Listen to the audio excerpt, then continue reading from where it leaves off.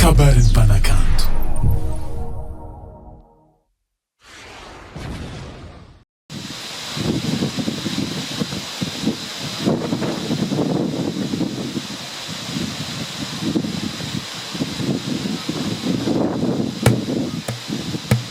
Misy fitiava misiry ao agnaty fônay, ngety andrava efa firy fefanao avôgnanay. Misy feo mipitsika avy agnaty sofiko maregny agnaranao, nafilatsaka ato agnaty foko ato maregny ny mombanao. Satria izy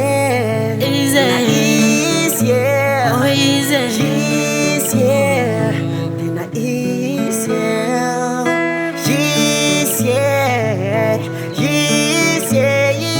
tena izy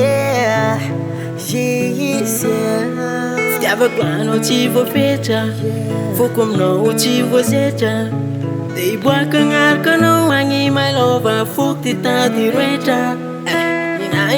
Ninay no, you're my lover baby you know. Masovamboaka foko faminao fisianao fahasambarako. Satria izy tegna izy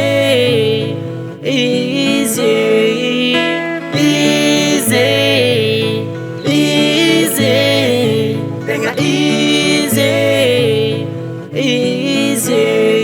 Misy fitiava vao misiry ao agnaty fônay, ngety andrava efa firy anao avôgnanay.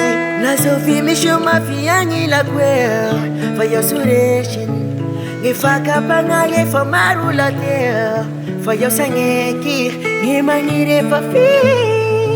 Magnarasagna be satrany da vao maika mikiry agnano raha masoa sikane efitiavaka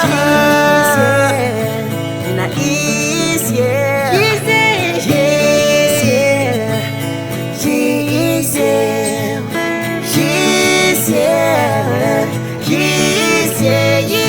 tena izy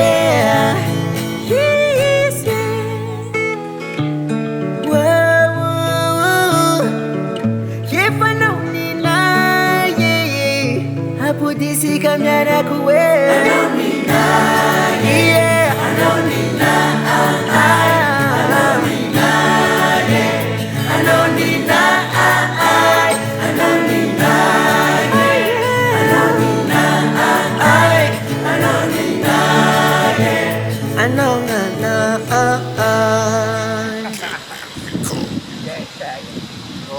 ninay.